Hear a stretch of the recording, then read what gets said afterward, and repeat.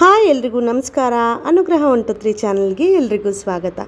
ಇವತ್ತು ನಾನು ಸಿರಿಧಾನ್ಯಗಳಲ್ಲಿ ಒಂದಾದ ನವಣೆ ಅಕ್ಕಿಲಿ ಬಿಸಿಬೇಳೆ ಬಾತ್ ಮಾಡ್ಕೊಳ್ಳೋಣ ಅಂಥೇಳಿ ರೆಡಿ ಮಾಡ್ಕೋತಾ ಇದ್ದೀನಿ. ಇಲ್ಲಿ ನವಣೆ ಅಕ್ಕಿ ಅಂತಂದ್ರೇ ನನಗಂತೂ ನಿಜವಾಗ್ಲೂ ಗೊತ್ತಿರಲಿಲ್ಲ. ಈ ಯೂಟ್ಯೂಬು ಮತ್ತು ಬೇರೆಯವರೆಲ್ಲ ಮಾಡೋದನ್ನ ನೋಡಿಬಿಟ್ಟೆ ನಾನು ಕಲ್ತಿದ್ದು. ಹೇಗಿರುತ್ತೆ ಅಂತ ಹೇಳಿಬಿಟ್ಟು ನಾನು ಕೂಡ ಟ್ರೈ ಮಾಡೋಣ ಅಂಥೇಳಿ ನಾನು 1-2-3 ಸರಿ ಮಾಡಿದ್ದೀನಿ. ಹಾಗಾಗಿ ತುಂಬ ಅಂದರೆ ತುಂಬಾ ಚೆನ್ನಾಗಾಗಿದೆ. ನವಣೆ ಅಕ್ಕಿಲಿ ಇರುವಂಥ ಬೆನಿಫಿಟ್ ಏನಪ್ಪ ಅಂತ ಹೇಳಿದ್ರೆ, ಈ ಬಿಸಿಬೇಳೆ ಬಾತ್ ಆಗಿರ್ಬೋದು, ಪೊಂಗಲ್ ಆಗಿರ್ಬೋದು, ಇದನ್ನೆಲ್ಲ ತಿಂದರೆ ಕೆಲವರಿಗೆ ಹೊಟ್ಟೆ ಉಬ್ಬರ ಆಗುತ್ತೆ ಮತ್ತು ಗ್ಯಾಸ್ಟ್ರಿಕ್ ಥರ ಅನಿಸೋಗುತ್ತೆ. ಇದರಲ್ಲಿ ಮಾಡ್ಕೊಂಡು ತಿಂದಾದ್ಮೇಲೆ ನನಗಂತೂ ಆ ರೀತಿ ಎಲ್ಲ ಅನುಭವ ಒಂದು ಸ್ವಲ್ಪನೂ ಆಗಲಿಲ್ಲ ಅಂತಲೇ ಹೇಳ್ಬೋದು. ತುಂಬ ಅಂದರೆ ತುಂಬಾ ಚೆನ್ನಾಗಿ, ಟೇಸ್ಟ್ ಕೂಡ ತುಂಬ ಚೆನ್ನಾಗಿರುತ್ತೆ. ಇದನ್ನು ಈ ರೀತಿಯಾಗಿ ಬಳಸಲೂಬಹುದು ಅಂಥೇಳಿ ನಾನು ನಿಮ್ಮ ಮುಂದೆ ಶೇರ್ ಮಾಡ್ಕೊಳ್ಳೋಕ್ಕೆ ತುಂಬಾ ಇಷ್ಟಪಡ್ತೀನಿ. ಇದನ್ನು ನಾನು ಇಲ್ಲಿ 3 ಗ್ಲಾಸಷ್ಟು ಅಕ್ಕಿನ ತೊಗೊಂಡೆ. ಅದಕ್ಕೆ ತಕ್ಕನಾಗಿ 1.5 ಗ್ಲಾಸಷ್ಟು ತೊಗರಿಬೇಳೆನ ಕೂಡ ತೊಗೊಂಡೆ. ಅದೆರಡು ತೊಳೆದ್ಬಿಟ್ಟು ಕುಕ್ಕರಲ್ಲಿ ಈಗ ಟೋಟಲಾಗಿ 5 ಗ್ಲಾಸ್ ಆಯ್ತಲ್ಲ ತೊಗರಿಬೇಳೆ ಮತ್ತು ಅಕ್ಕಿ ಸೇರಿ, ಇಲ್ಲಿ ನಾನು ಒಂದು 15 ಗ್ಲಾಸಷ್ಟು ನೀರು ಹಾಕ್ಕೊಂಡಿದ್ದೀನಿ. ನೀರು ಹಾಕ್ಕೊಂಡು ಮತ್ತು ಸ್ವಲ್ಪ ಅರಿಶಿನ ಪುಡಿ, ಜೀರಿಗೆ ಹಾಕಿ, ಉಪ್ಪು ಹಾಕಿ ನಾನು ಕುಕ್ಕರಲ್ಲಿ ಬೇಯಿಸ್ಕೊಂಡ್ಬಿಡ್ತೀನಿ. ಫಸ್ಟು ಇದನ್ನೆಲ್ಲ ಬೇಯಿಸ್ಕೊಂಡು ಕುಕ್ಕರಲ್ಲಿ ಒಂದು 4-5 ವಿಷಲ್ ತೊಗೊಳ್ತೀನಿ. ಅದಾದಮೇಲೆ ಇದಕ್ಕೆ ಮಸಾಲೆ ಕೂಡ ರೆಡಿ ಮಾಡ್ಕೋಬೇಕಲ್ಲ. ನಾನು ಇಲ್ಲಿ ಅಷ್ಟರಲ್ಲಿ ರೆಡಿ ಮಾಡ್ಕೊಳ್ಳೋಷ್ಟರಲ್ಲಿ ಹುಣಸೆಹಣ್ಣನ್ನು ನೆನೆಸೋಕ್ಕೆ ಇಟ್ಬಿಡೋಣ ಅಂಥೇಳಿ ಹುಣಸೆಹಣ್ಣನ್ನು ನೆನೆಸಿಟ್ಟಿದ್ದೀನಿ.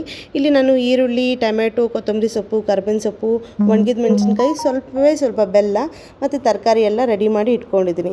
ಅಷ್ಟರಲ್ಲಿ ಇದು ತೊಗರಿಬೇಳೆ ಮತ್ತು ನವಣೆ ಅಕ್ಕಿ ಅದು ಕೂಡ ಚೆನ್ನಾಗಿ ಬೆಂದಿತ್ತೆ. ಚೆನ್ನಾಗಿ ಬೆಂದು ಎಲ್ಲ ಸಾಫ್ಟಾಗಿ ಬೆಂದೋಗಿದೆ. ತುಂಬಾ ಚೆನ್ನಾಗಾಗಿತ್ತು. ಅದರ ಅಷ್ಟರಲ್ಲಿ ನೋಡಿದ್ರೆ ನಾನು ವೀಡಿಯೋ ಮಾಡ್ತೀನಲ್ಲ, ಆ ಸ್ಟ್ಯಾಂಡ್ ಕೂಡ ಮುರಿದೇ ಹೋಯಿತು. ಹಾಗಾಗಿ ಕಂಪ್ಲೀಟಾಗಿ ತೋರಿಸ್ಲಿಕ್ಕಾಗಿಲ್ಲ. ಇಲ್ಲಿ ನಾನು ಸ್ವಲ್ಪ ಎಣ್ಣೆ ಹಾಕ್ಕೊಂಡು ಮತ್ತು ಜೀರಿಗೆ, ಈರುಳ್ಳಿ, ಒಣಗಿದ ಮೆಣಸಿನ್ಕಾಯಿ, ಕರ್ಬೇವಿನ ಸೊಪ್ಪು ಇದನ್ನೆಲ್ಲ ಹಾಕಿ ಒಗ್ಗರಣೆ ಮಾಡ್ಕೊಂಡಿದ್ದೀನಿ. ಅದಾದಮೇಲೆ ತರಕಾರಿ ಕೂಡ ಅದರಲ್ಲಿ ಎಣ್ಣೆಲಿ ಫ್ರೈ ಮಾಡ್ಕೊಂಡ ನಂತರ ಇನ್ನು ಬಿಸಿಬೇಳೆ ಬಾತ್ ಪೌಡರ್ ಇರುತ್ತಲ್ಲ, ಅದು ಕೂಡ ಹಾಕ್ಕೊಂಡು ಹುಣಸೆಹಣ್ಣ ಹಿಂಡಿ ಅದನ್ನು ಚೆನ್ನಾಗಿ ಒಂದು 10-15 ನಿಮಿಷ ಬೇಯಿಸ್ಕೊಳ್ತೀನಿ. ಬೇಯಿಸಾದ್ಮೇಲೆ ಈ ಏನು ಬೆಂದಿರುತ್ತಲ್ವ ನವಣೆ ಅಕ್ಕಿ ಮತ್ತು ಬೇಳೆ, ಅದಕ್ಕೆ ಇದನ್ನೆಲ್ಲ ಹಾಕಿ ಚೆನ್ನಾಗಿ ಮಿಕ್ಸ್ ಮಾಡಿಕೊಂಡು ಸಿಮ್ಮಲ್ಲೇ ಹಾಗೆ ಮಿಕ್ಸ್ ಮಾಡ್ಕೊತಾ ಇರ್ತೀನಿ. ಅದಾದಮೇಲೆ ಸ್ವಲ್ಪ ನೀರು ಬೇಕಿದ್ದರೂ ನಾವು ಆ್ಯಡ್ ಮಾಡ್ಕೋಬೋದು. ಗಟ್ಟಿಯಾಗಿ ಹೋಗ್ಬಿಟ್ಟಿದೆ ಅಂತ ಅನಿಸಿದ್ರೆ ಇನ್ನೊಂದು ಸ್ವಲ್ಪ ನೀರು ಹಾಕಿ ಮಿಕ್ಸ್ ಮಾಡಿ ಒಲೆ ಮೇಲೆ ತಿರುವಾಗ್ತಾ ಇರ್ಬೋದು. ಅದಾದಮೇಲೆ ನಾನು ಸ್ವಲ್ಪ 1-2 ಟೇಬಲ್ ಸ್ಪೂನಷ್ಟು ತುಪ್ಪ ತೊಗೊಂಡು ತುಪ್ಪ ಮತ್ತು ಗೋಡಂಬಿನ ಫ್ರೈ ಮಾಡಿಬಿಟ್ಟು ಇದರಲ್ಲಿ ಒಗ್ಗರಣೆ ಹಾಕ್ತೀನಿ. ಆ ತುಪ್ಪದ ಸ್ಮೆಲ್ಲಿಗೂ ಬಿಸಿಬೇಳೆ ಬಾತು ಸ್ವಲ್ಪ ಖಾರ ಬುಂದಿ ಹಾಕ್ಕೊಂಡು ತಿಂತಾಯಿದ್ರೆ ಎಷ್ಟು ಸೂಪರಾಗಿರುತ್ತೆ ಗೊತ್ತಾ. ನನಗಂತೂ ತುಂಬಾ ಇಷ್ಟ ಆಯಿತು.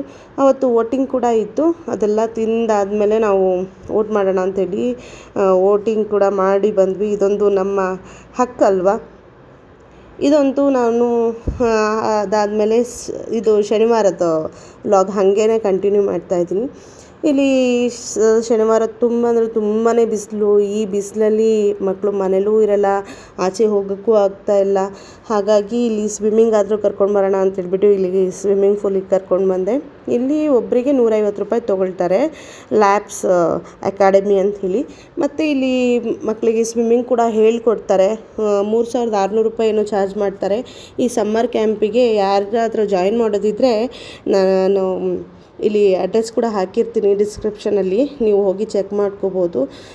ಮಕ್ಕಳಂತೂ ತುಂಬಾ ಎಂಜಾಯ್ ಮಾಡ್ಬೋದು. ದೊಡ್ಡದಾಗಿದೆ ಸ್ವಿಮ್ಮಿಂಗ್ ಪೂಲು, ನೀಟ್ನೆಸ್ಸಾಗೂ ಮೇಂಟೈನ್ ಮಾಡಿದ್ದಾರೆ. ಮತ್ತು ಏನು ರೀಸೈಕ್ಲಿಂಗ್ ಚೆನ್ನಾಗಿದೆ. ರೀಸೈಕ್ಲಿಂಗ್ 1 ಅವರ್ ಆದ ಕೂಡಲೇ ವಾಟರ್ ರೀಸೈಕ್ಲಿಂಗ್ ಮಾಡ್ತಾರೆ. ಮತ್ತು ತುಂಬಾ ಚೆನ್ನಾಗಿದೆ ಅಂತಲೇ ಹೇಳ್ಬೋದು. ಯಾವುದೇ ರೀತಿಯ ಜಾಸ್ತಿ ಬ್ಲೀಚಿಂಗ್ ಪೌಡ್ರ್ ಆಗಲಿ ಅದಂತೂ ಯೂಸ್ ಮಾಡಿಲ್ಲ ಅಂತಲೇ ಅನಿಸುತ್ತೆ. ಏನಿಲ್ಲ, ಸೇಫ್ ಆಗಿದೆ. ನೋಡ್ತಾನೆ ಇರ್ತಾರೆ, ಆರಾಮಾಗಿ ಹೋಗಿ ಎಂಜಾಯ್ ಮಾಡ್ಕೊಂಡು ಬರ್ಬೋದು. ಇಲ್ಲಿ ನೋಡ್ತಾ ಇದ್ದೀರಲ್ಲ, ಇವರಂತೂ 2 ವರ್ಷದಿಂದ ಸ್ವಿಮ್ಮಿಂಗ್ ಕಲಿತಾಯಿದ್ರು.